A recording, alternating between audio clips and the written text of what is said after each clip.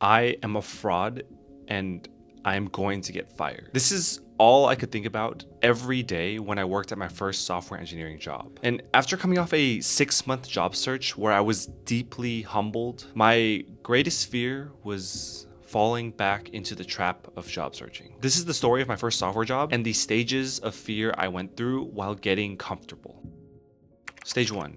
Feeling overwhelmed. So I started my first software job in February of 2017, and of course, I was extremely nervous. I still remember my first day. I arrived at 8:30 in the morning. My manager eventually showed up around 9:30 a.m. He had a little bit of small talk with me, he talked with me a little bit about the job, and then he just gave me the keys to the code base and said, good luck. But as soon as I downloaded and cloned all the code onto my machine, I felt an existential dread just fill my body. I was absolutely overwhelmed at the amount of code there was. There were hundreds and hundreds and hundreds of file extensions I didn't understand. All these deeply nested folders within folders within folders. I didn't even know how to start the project up, so I could at least see what was going on. And I wasn't assigned a task, which meant that I was spending most of the day just browsing through the codebase. But after going through this process 4 times in my career, after starting 4 new jobs, I've come to realize that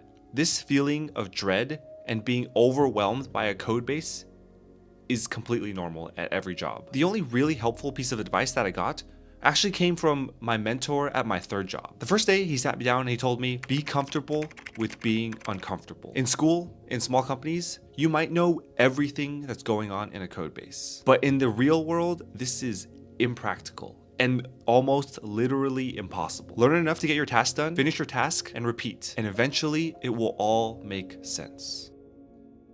Stage 2.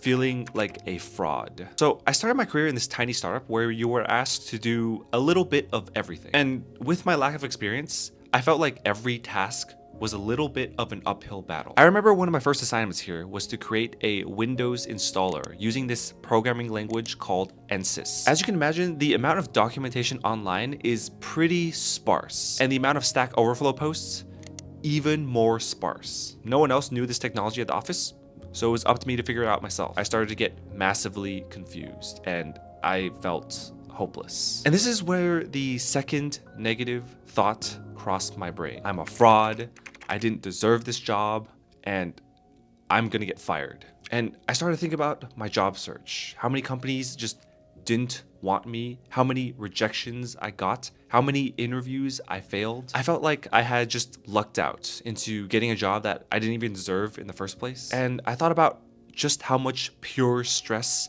I would be in if I was tossed back into the job search world again. But this feeling of dread, this feeling of being confused, this feeling like you don't belong, this all has a name to it. Imposter syndrome. I think most people I've talked to have experienced this at some point in their career. All these feelings didn't really go away until one day during a meeting with the engineers and our business team. And before we started our meeting, we had a little bit of small talk about just how many engineers they had to go through before they can make a hire. In order to hire an engineer, they had to go through hundreds and hundreds of job applications online. And from those job applications, they had to interview about 100 people. And of those 100 people, only maybe about a dozen made it to the next round. As someone who's never really won any awards, as someone who has never been number 1 of their class, it was strange for me to hear that I was the best candidate for that exact position. But that was probably one of the greatest lessons I learned that applies to your job. You have to know that you were the best candidate competing for that exact position. And if you're sitting there, it's because a bunch of people collectively believed in your abilities and in you.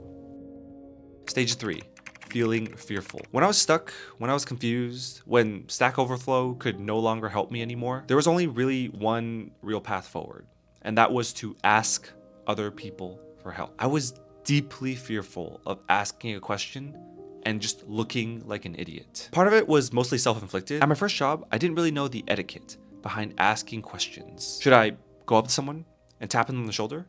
But what if they were busy? Or what if they get mad at me for interrupting their workflow? Or should I send them a message?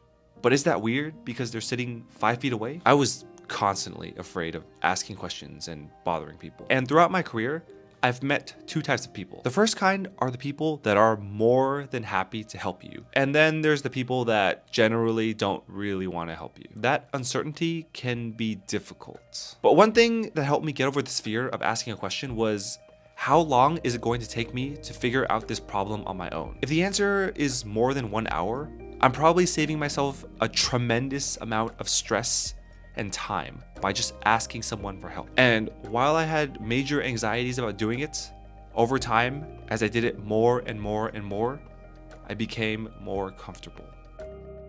Stage 4, feeling like you're not worth it. So in high school, I had this tutoring job where I would grade papers of elementary school students for about $20 a week. And in college, I had this internship that I worked over the whole summer and was essentially unpaid. And all of this just vastly skewed my sense of self-worth and just how much my time itself was worth. My first software job, I made $65K a year, which was about $1,700 a paycheck. And the first time I saw the paycheck entering my bank account, my mind was absolutely blown. And I felt like there was no shot my work was worth that much money. I remember just thinking about all the times that I was stuck there, desperately Googling answers, not writing any code, not making any progress, and just thinking, I am not worth it. I felt a sense of guilt whenever I couldn't figure things out fast enough, whenever I slacked off, and I started to build up anxiety about that over time. And it wasn't until one day where I sat down with a manager in a regular one-on-one where he told me, you're not paid by the lines of code you write. You're paid to solve problems. It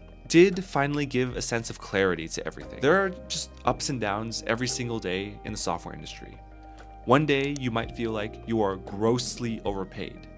And the next, when the deadlines come, maybe you'll feel the opposite. Finding your first software job and starting your first software job, these are all uniquely stressful experiences. My mission and goal was always to help people feel less alone in their journey. I've set up a Discord server for anyone interested in going through this process together. And hopefully it'll help someone have an easier time getting through their first job, getting through their job search, or any other anxieties about software.